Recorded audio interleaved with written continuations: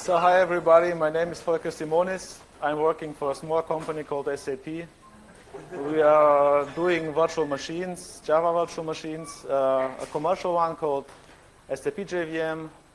We are doing the PowerPC AAX and S390 ports in the OpenJDK, which I'm leading.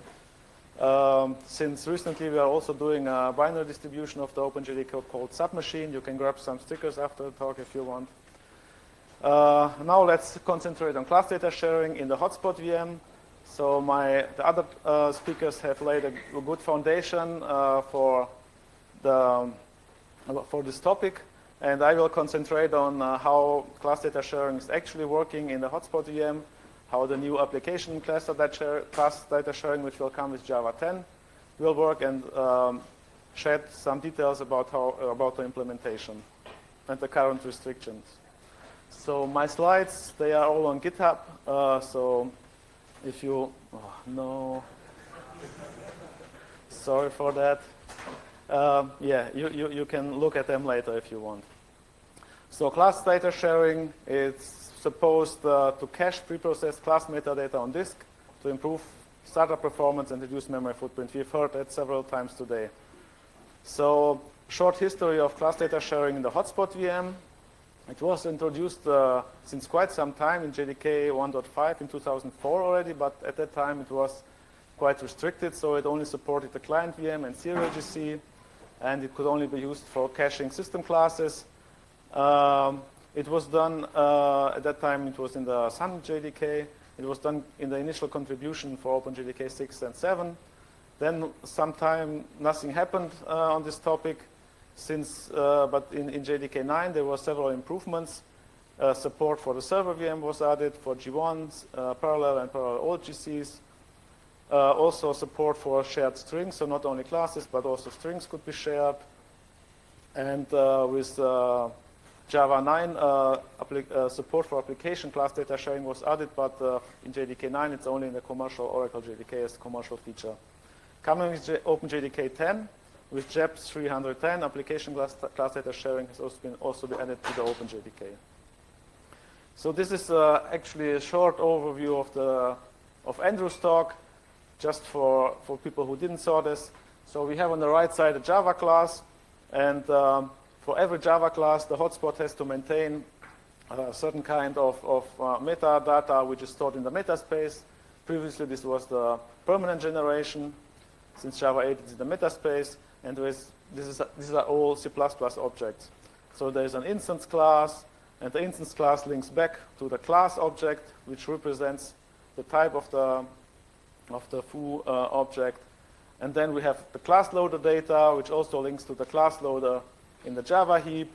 And we have a class loader data graph, which links together all the class loader data, so actually all the class loaders, so the VM has a chance to iterate over all the classes which it has loaded so far. We have a constant pool, which was mentioned before, the constant pool cache, which is used to speed up mainly the interpreter operation by caching or resolved objects, the constant pool. And finally, we have the method data, the constant method data, which contains the bytecode and other things which aren't supposed to change. And finally, then we have the end methods, so the compiled methods, which reside in the code cache, which is, again, a different area of the heap and which we won't touch in this talk. OK, so how does CDS work? So before we can start to use class data sharing in the HotSpot VM, we first have to create the shared archive. So this is an offline step, and this is also one of the problems of the class data sharing implementation in HotSpot. We will see. I will talk about this at the end of my talk when it comes to the limitations. So by just calling Java -x share dump, there will happen a lot of stuff. And I'll briefly go through these steps. So first, the VM allocates space. You see the address. That's actually the address where the shared archive will be mapped into memory. So every instance of the hotspot will map the shared archive at the same memory address. You can configure this with a command line option if you're not happy with this address, but generally it's 32 gigabyte. It will be mapped at 32 gigabyte. Then it will loading the classes to share, and You may be surprised, but your JDK or JRE, if you download it, it already contains a class list, which is a plain text file with a list of classes. This is generated at build time. So when you build the JDK, as it was shown in one of the previous talks, there is a small Java application which tries to mimic other small Java application. It includes some of the containers, some of the util classes, and so on, and generates. And from this, the class list is generated, which is part of the JDK. And when you run share dump on your host, this class will be used to preload all these classes and create this shared archive. Then a lot of stuff is done on the preloaded classes, like class verification, for example. So this hasn't to be repeated later on when the shared archive is mapped into your space, into your Java process. You see the number of classes, so there is about 1,200 classes in this class list file. Some unshareable information is removed. For example, if you remember the image I showed you before, there are links to the class loader, for example, in the meta space. And obviously, these are different in every VM instance, so this cannot be shared in the shared archive. So such information is removed. Pointers which point from one class to another are relocated. Then, as I told you, with Java 9, we can also store some string objects and symbol tables in the shared archive as well. These are also dumped into the shared archive. And finally, the links to the Java mirror class, which is actually the pointer back into the Java heap, is also removed, because every time the shared archive will be mapped into a Java process space, this link has to be updated because it's obviously different in every running instance. And then finally, the whole archive is dumped into a file, and you see the archive contains read-write and read-only spaces. Because obviously some of the part is really constant, but some part, like for example the instance class, has a pointer to the class object, to the Java mirror, and this has to be patched for every running instance. So like every shared library, also the libc library, for example, contains constant parts and read-write parts, which can be patched, and this will bind these pages which are changed by the process to your Java process. So they actually aren't shared once more than one Java process is using this archive. In the end, you see the parts which are mapped into the heap. So you see this is another address, and this is why this only works with G1GC, because G1GC has the possibility to map some parts into its memory region, which contains the saved strings. And in the end, you see we generate this shared archive, which again is stored by default in your JDK directory under lib server in the file classes JSR, Java Shared Archive. Again, you can change this name, this location. We will see that later on in the other examples. And the size is about 18 megabytes of the shared archive. So just a trivial hello world, hello CDS, sample Java program. We just print out hello CDS, and then we read in a read line so we can analyze the process once it's running so it doesn't stop. Now, how do we use CDS? We just put x minus x share dot :on option onto the command line and run our program, and nothing special happens. So how can we verify that now our classes really have been loaded from the shared archive? Well, we can misuse the new logging API and instruct it to give us a log of the class loading. And when we run it this way, we get a line for every class which is loaded, and every of these lines contains a reference to the location from where the class has been loaded. And if this class has been loaded from the shared archive, you see a source shared object file. For example, not all files have been loaded from there. So, for example, the Java internal, I don't know, I've abbreviated its URL class path file loader was obviously not in the initial class list, so it is not has not been dumped the shared archive file, so this is loaded from the module, from the base module, right from the file system. Finally, also my example application has been loaded from the file system because it was not obviously not in the shared archive in the class list. We can just check how many classes have been loaded from the shared archive.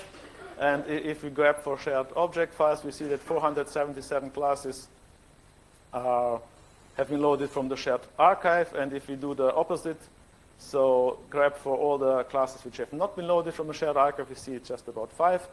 So for a toy application like Hello World, which your estimation was right, it's about 500 classes. We see that most of them get loaded from the shared archive, so that's fine. So performance, Christian told us that we shouldn't use time for performance measurement, but it's not really a serious performance benchmark. So I just used time to do some measurements. So we see that when we run with shared archive turned on, we get about 9% overall performance improvement for the whole application. And if we measure the time until our application class gets loaded, which is usually the last class for a Hello World program, we see that it's about 13% faster. So I will show some numbers later for Tomcat, but unfortunately I couldn't reproduce this 20 or 30% which Michael mentioned for their benchmarks. I'm not sure if I did something wrong, but I think, yeah, in my measurement it was not more than 10 to 13% improvement. So let's see how much memory we can share.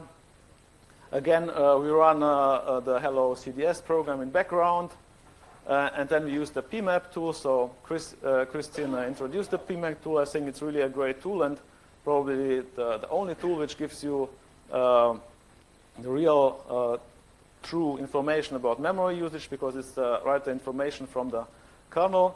So it has a lot of options. You could use even XX to get a lot of more information. I just pull out some of the information which I think is interesting for us.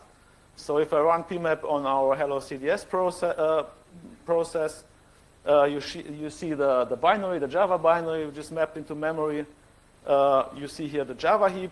So by default on my machine, Java heap has about 2 gigabytes. But from these 2 gigabytes, there is just about 129 megabytes are really mapped. So it's read-write. The other part of the heap, it's reserved, but not mapped. So it's actually the difference between the RSS and the virtual space, which you see in top or in PS, which often confuse people. And then finally, you see our shared class file, which gets mapped to several locations. So the first 2 lines with FF, that's the part which is used, which contains the shared strings and which is mapped into the Java heap by G1GC. And then again, you see the different parts, the read-write parts, which can be potentially patched by the instance which loads this shared archive file. And you see the constant file, which is truly shared. So this will always be shared between all the instances, while the read-write part may be at some point in time privately mapped to your own instance of Java, and you will not have sharing. So for example, the bytecodes, that's a good example. People think bytecodes, they are constant, so they can always be shared. But for example, what do you do when you do debugging? Well, you patch the bytecodes, so you cannot really put them into read-only memory. They are in the read-write section, and most of the time they are shared. But when you start debugging your application and patch your bytecode, you will just make this page, it's a copy on write, you just make this page private for your process, and only all the other processes which don't touch this page will share the memory. Okay, so this was a toy application just to show you how everything basically works. So now I've tried to use CDS and the new UpCDS, which comes with Java 10, with Tomcat and NGrinder. It's some kind of application. I really don't know what it really does. It was just a big war file which I wanted to deploy in order to get a lot of classes loaded so I can do some measurements. So Catalina options, it's actually an environment variable which influences the way how Tomcat starts. And we can now launch Tomcat with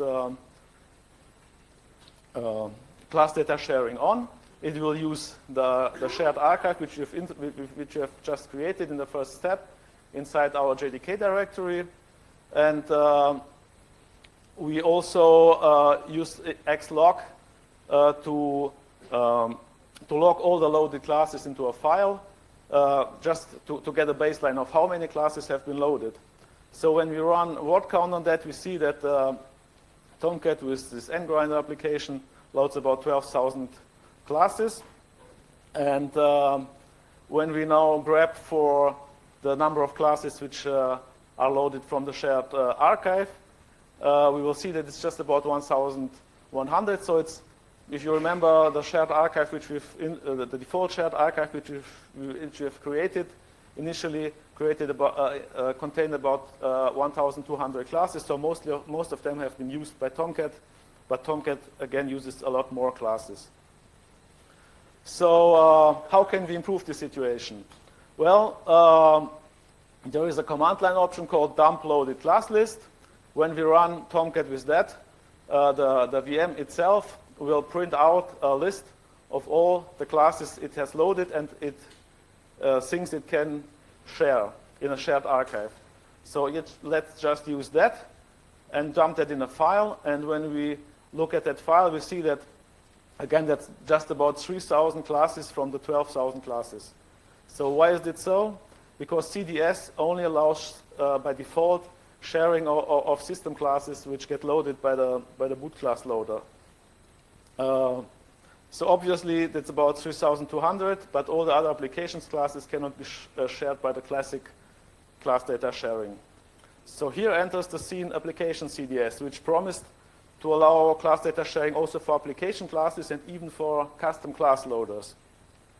So again, we start Tomcat and add the use app CDS option. So you can do this. You can try this yourself with the early access OpenJDK 10 builds. And when we look at the results, that's actually pretty disappointing. So we see that there's about 300 more classes can be shared now, but that's actually not a lot. So what's the problem here? So dump loaded class list still only dumps the classes loaded by the boot class loader and the platform class loader and the application class loader, also known as system class loader. So obviously Tomcat itself is a dynamic application and it loads not really many classes to the application class loader from the class path, but it loads a lot of classes with own custom class loaders. And unfortunately the dump loaded class list option doesn't handle these classes. So what can we do here? Well, let's first use the file that was generated with the 3,500 classes and see how we can regenerate a shared archive with these classes at least. So we use the xshare dump option like at the first slide, and we turn on application class data sharing. And now we can tell the Java VM the location of a class list. So this time we don't take the default class list which comes with your JDK, but the one we have just created. And then we can also tell the JDK the location where to write the created shared archive to. So we don't want to store this archive right into the JDK directory, just to another place. And for some unknown reason, this is the diagnostic VM option.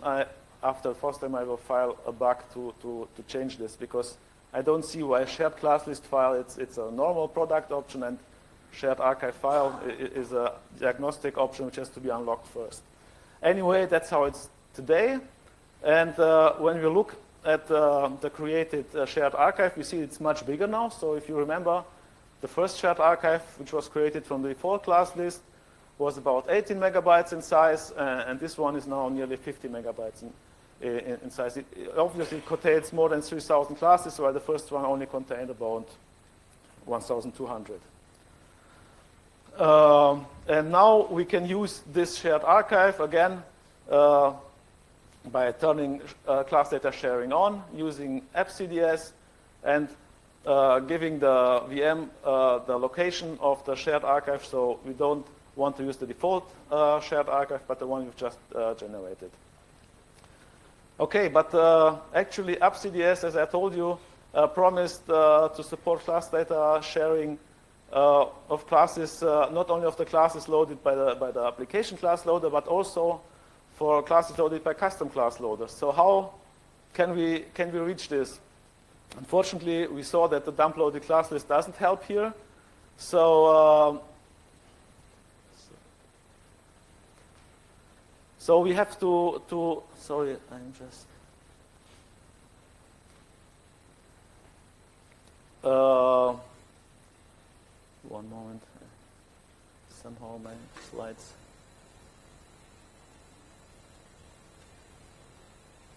get out of order.